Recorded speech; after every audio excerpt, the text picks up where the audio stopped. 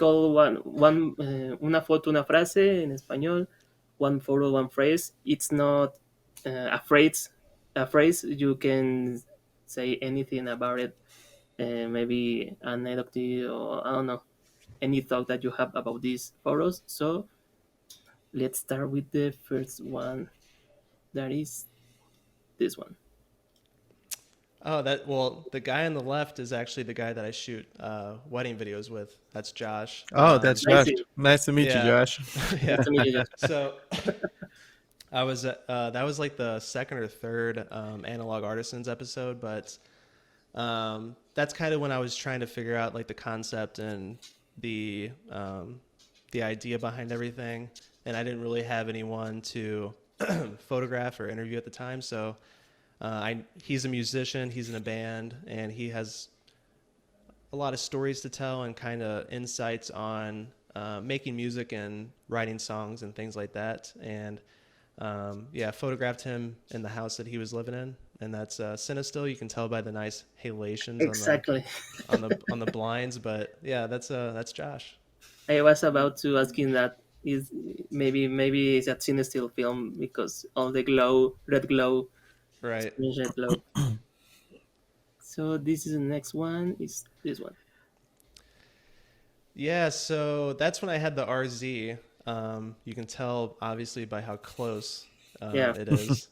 That's one thing so there's two things I like about the RZ, and it's the close focusing, because with the Pentax you have to have extension tubes, which is kind of a pain. And then also the switchable backs is nice to have. But yeah, my mom, we've had horses my whole life.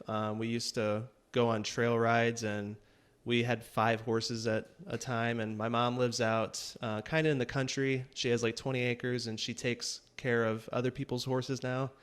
And this was actually, I believe this is our horse that we have. His name's Rusty. But yeah, I was just going around taking photos of them on black and white, just practicing. I used to practice a lot on horses, and just wanted to get a super close shot, and it turned out really well. That's probably one of my favorite horse pictures that I've taken. Yeah, actually, in that series, in that post that you did on Instagram, the last photo is the horse laying in the ground. Mm-hmm. I think that's my favorite. I don't pick that because I think this was your favorite, but also the other one when the horse is laying around with the paws in Yeah. the air. It's amazing. I love it. That I love that photo. So this is the next another portrait. So this is JD. He's a bootmaker, and I met him. I think I just Googled like handmade St. Louis, and his website popped up because he makes handmade boots. And he was really interesting. He talked a lot about photography, and he had a speed graphic, and he actually had it inside his studio where he makes boots. And he would go around, and he talked about all the travels that he used to do, going around taking 4x5 shots and taking portraits. He had a Polaroid shot of his grandmother, and it was just super interesting talking to him. But yeah, he makes incredibly well-made boots, and it's just crazy to see the amount of work that goes into something like that, because you're so used to just seeing something on a manufacturing line where they're just machines are doing it. So it was super interesting to see him make everything by hand. Yeah, exactly. The next one is I read the description on your post, and you said that you were in your car in a red light, and you saw that hat and that man, right? And Yeah. that's the reason you approached to him. So that's this guy. His name's Carl, and he was actually. So I was driving around a. Sorry, my headset just told me low battery, but Oh. I was driving around this. So there's a Sonic drive-in, and every Friday they do like a car show, and I was driving around there because I thought it would be a good idea to try to see like people for the project if there's anyone interesting. might approach them and like give them a card or something and tell them. But I was leaving that parking lot and I saw Carl sitting on his porch. And I did see his hat. And his shirt's really colorful, but I chose to shoot it in black and white because that's the only thing I had at the time. And yeah, I just parked and I approached him and I was like, I really like your sweater and I like the way that your hat looked. I was just sitting at a red light and saw you. And he was super nice. And I went to get the camera and then obviously he started asking questions about everything. And that's probably one of my favorite portraits. I was actually just talking to my girlfriend, Emma, and she said that that's her favorite portrait. So kind of wish that I shot it in color because the project that I do want to do about just strangers and portraits, I want that to be in all color. So I'm not sure what I'm going to do with this, but it's actually sitting behind me right there. Oh, yeah. Yeah, actually. Yeah, but that's him. It's him. Yeah. That's Carl. Amazing. Is that a darkroom print or a digital print? No, but I have the darkroom print somewhere, but this is a digital print. Okay. Yeah, it's really, really cool. But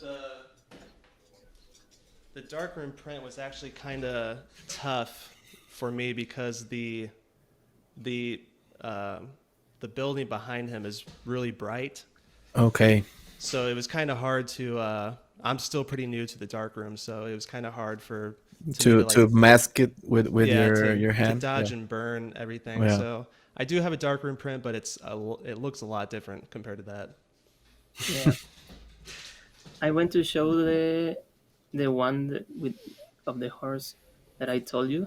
This one. Yes. Yeah, I love this picture. You don't see horses in that position that often. Exactly that one.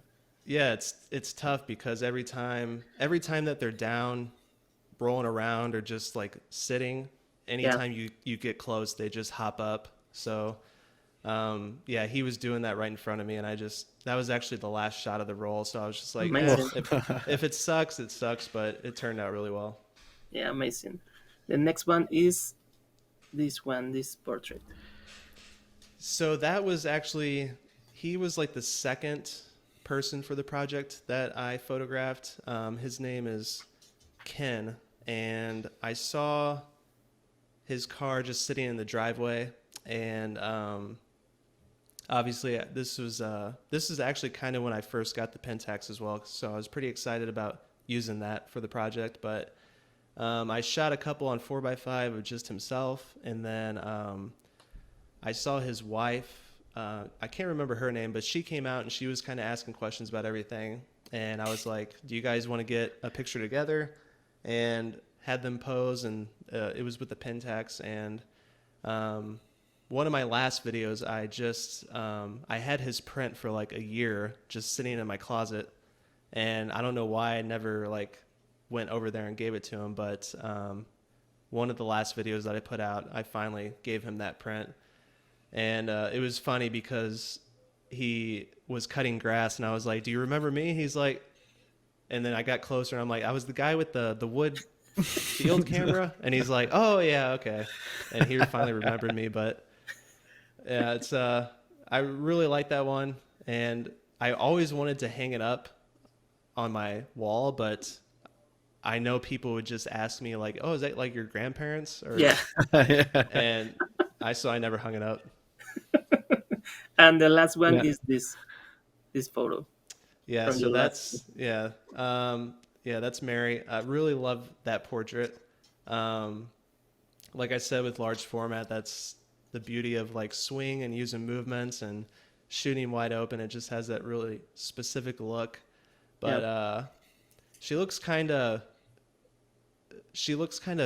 angry in that photo, and that's like not the way that she is. So I printed that one for myself in the dark room, and it's actually sitting in the other room. I printed a 16x20 of that one, but oh wow, yeah, I've only done a couple 16x20s, and it's an incredible amount of work because enlarger is in my workroom in my basement, and the ceiling is pretty low, so I have to take the enlarger off what I have it on and set it down on the ground.